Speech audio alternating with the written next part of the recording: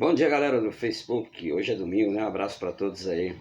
Vamos aproveitar gravando aqui o café com bolacha no final de semana, porque a correria tá grande. Vou contar aqui mais uma historinha, né? Lá por volta entre os anos de 1548 e 1549, o alemão Hans Staden, ele esteve aqui no Brasil, né? Portanto, fez duas viagens. Na segunda viagem, ele ficou por aqui, né? Como uma espécie de soldado português. Ele vivia tranquilamente lá, né? No seu forte lá, até que um dia resolveu dar uma caminhada pela mata, né? E pro azar do Hans Staden, ele acabou encontrando com índios tupinambás, né, cara? Que eram canibais e inimigos dos portugueses, porque os tupinambás eram amigos dos franceses, que viviam aqui meio que em luta aqui pela terra Brasília, né? Então o Hans Staden foi levado lá para a tribo Tupinambá e lá ia passar por aquele período, né, até de adaptação, até chegar o dia de ser devorado pelos índios. Lembrando aqui, galera, que os índios, eles não comiam a carne humana, né, os índios antropófagos,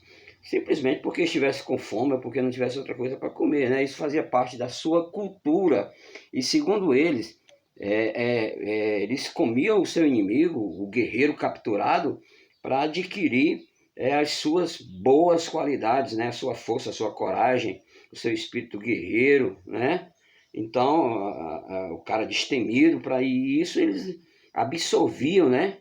Para si, comendo o inimigo. Portanto, se o cara fosse um fracote, eles não comiam, né? Eles não comiam, eles matavam, mas não comiam, né? Então, o Hans Staden assistiu, né, de perto, né, e ao vivo, cara, muitas execuções. Ele viu muita gente ser comida lá, né, inclusive conhecidos seus portugueses, né? Então ele estava lá, né, esperando para ser, como diz na novela, a próxima vítima. Tanto a situação dele não era boa, mas só que em 1554, né, cara, ele deu sorte, era muito inteligente. Ele deu uma de francês lá, né, conseguiu enganar os índios, conseguiu enganar os próprios franceses, mesmo tipo de propina, e conseguiu se salvar. E depois o Hans Staden contou num livro, né, que se tu quiser saber, cara, tu compra um livro aí e vai ler, é um livro pequenininho aí, Duas Viagens ao Brasil, onde ele conta, né, a sua estada lá entre os canibais e os seus rituais antropofágicos, né? Muito bom o livro. Já passado aí 300 anos, lá em 1851, né, quando estourou aqui o romantismo, o nacionalismo brasileiro, né, na literatura, o Gonçalves Dias, né, tu conhece o maranhense Gonçalves Dias, né, tu conhece? Não conhece? Mas conhece o Juca Pirama, o poema do Gonçalves Dias? Também não. E, cara, quer dizer que lá no Maranhão tu só conhece o Sarney. Lá no Maranhão só tem duas coisas boas, cara. Fica a dica aqui pra tu, ó.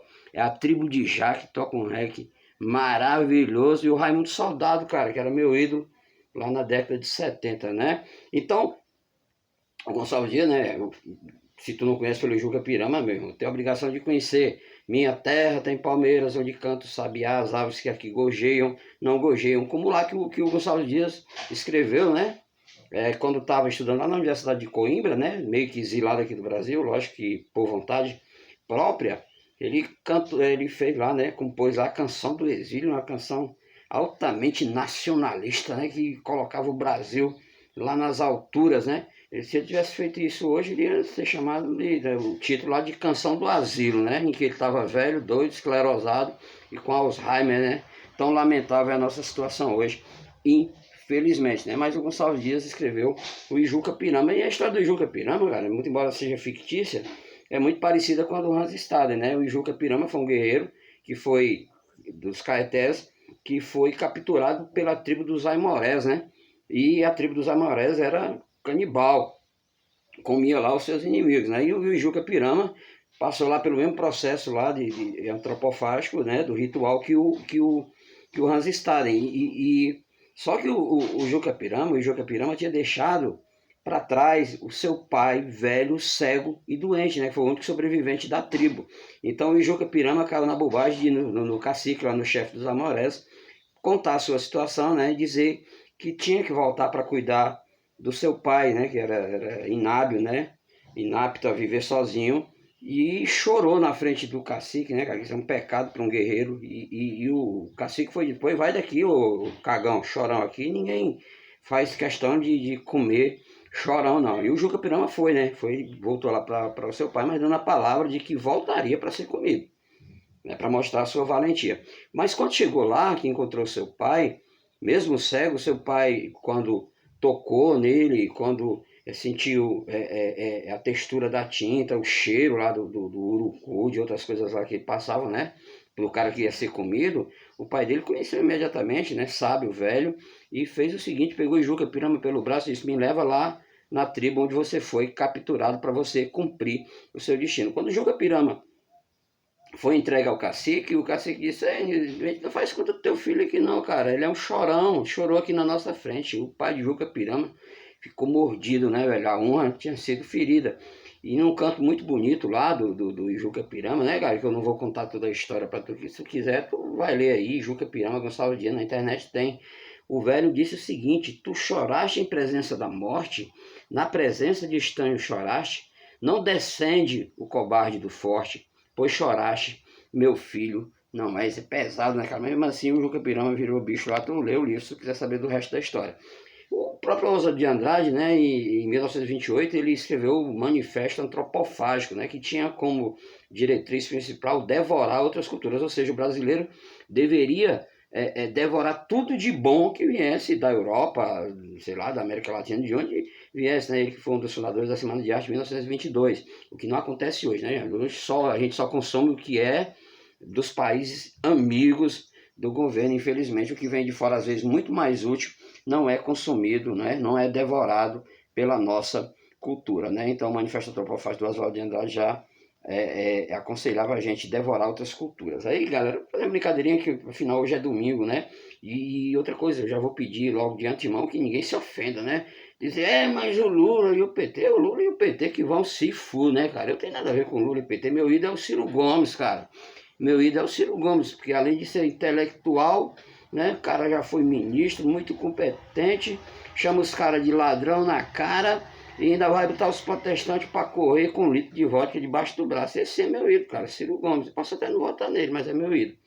Aí eu imagino aí, esses caras da CPI da Covid, né, esses depoentes aí, que querem trazer para si uma culpa que muitas vezes não é deles, não é só deles, né? Se eles fossem capturados por uma tribo aí de índio antropofágico, né? E entrasse nesse ritual, e no hora do canto da morte, eu imagino que o Fábio Vanguardo, o Ernesto Araújo, o general Pazuello, a nossa querida doutora Mayra, né, capitã Cloroquina, né, carinhosamente chamada, o que eles diriam na hora do canto da morte? Porque tinha o canto da morte, cara, lá para ser comido pelos índios antropófagos, você tinha que recitar um canto lá dizendo que porque deveria ser comido, você tinha uma justificativa, tinha que dar uma justificativa para dizer que tinha o direito de ser comido, que você tinha alguma característica boa, que você tinha alguma importância e que te comendo os índios iam ficar mais fortes, mais sábios, mais inteligentes, mais corajosos. Eles não comiam qualquer um, é como eu disse a vocês. Aí eu imagino que o Fábio Vanguardi, na hora do seu canto de morte, ia alegar que não poderia ser comido porque era um mentiroso, né? Porque foi chamado de mentiroso na cara e ameaçado de prisão em rede nacional lá na CPI, né? O Ernesto Araújo, coitado, né? Esse tinha uma alegação mesmo, né, verdadeira, ele poderia dizer que já tinha sido comido pela senadora Cátia Abreu lá do Tocantins, que devorou ele com farofa lá na CPI, né, cara?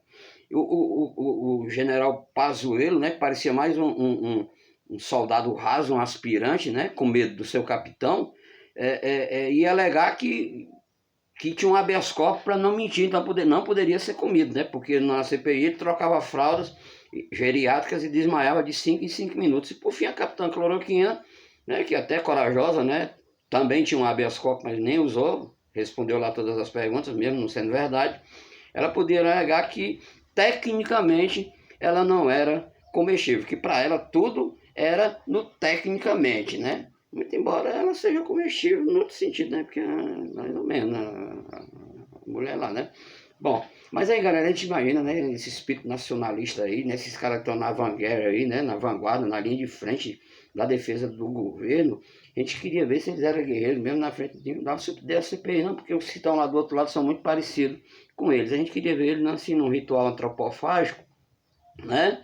Esses nacionalistas aí que colocam a tribo Brasil, a tribo Tupiniquim, Brasil acima de tudo e Deus acima de todos, né? Que são os verdadeiros as verdadeiras réplicas lá do Islã, né, que quer dizer submissão, obediência, né, que são verdadeiras pessoas suicidas, verdadeiros homens bombas, que na hora do sacrifício com certeza iriam recitar, plagiando o Alcorão. Só o Messias é o Jair e seu profeta é o Olavo de Carvalho, né, cara? Desculpa a brincadeirinha aqui do domingo, mas é só para dar uma descontraída. Valeu, um abraço.